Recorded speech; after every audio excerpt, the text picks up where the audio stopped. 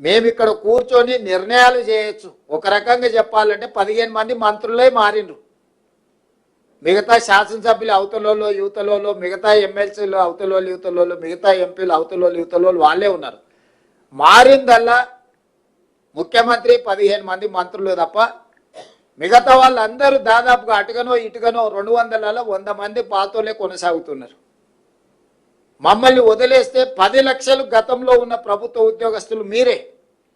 ఆనాడు వాళ్ళు చేసిన తప్పు నిర్ణయాలను కూడా మీ మీద ఒత్తిడి పెట్టి అమలు చేయించారు. ఈరోజు మేము చేసే సక్రమమైన నిర్ణయాలను కూడా మీరు అమలు చేస్తున్నారు. కాబట్టి ఈరోజు ఉపాధి హామీ పథకం నుంచి మొదలు పెడితే షాది ముబారక్ కావచ్చు, కళ్యాణ లక్ష్మి కావచ్చు, సన్న బియ్యం కావచ్చు, 200 యూనిట్లు ఉచిత కరెంటు కావచ్చు, రైతు బీమా కావచ్చు, లేకపోతే ఈరోజు ఇందిరమ్మ ఇండ్లు కావచ్చు, మా ప్రభుత్వం గొప్పగా చెప్పుకునే సన్న బియ్యం పథకము, ఇందిరమ్మ ఇండ్లు, ఈరోజు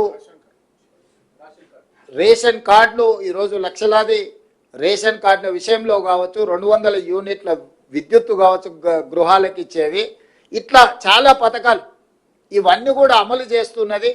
ఇవి పేదలకు చేరుస్తున్నది మీరే మా సారథులు, మా వారధులు. మీ సమస్యల్ని పరిష్కరించకుండా మా ప్రభుత్వం ఉండదు. మీరు ఏ కార్యక్రమం పెట్టుకున్నా నేను మీ దగ్గరికి ప్రత్యక్షంగా ఎందుకు వస్తున్నా అంటే, కొన్ని నేను చేయగలగవచ్చు, కొన్ని చేయలేకపోవచ్చు. కానీ మిమ్మల్ని కలవడం ద్వారా మీకు ఒక విశ్వాసం ఉంటుంది. మీరు ఇంతకుముందు మా సోదరుడనో మా అన్నానో మీ కుటుంబ సభ్యుడిగా నన్ను గౌరవిస్తున్నారంటే నా మీద ఎంత విశ్వాసం ఉంటే, మీరు అన్న అంటే కుటుంబంలో అన్ని బాధ్యతలు నెరవేర్చేవాడు. యుక్త వయసులో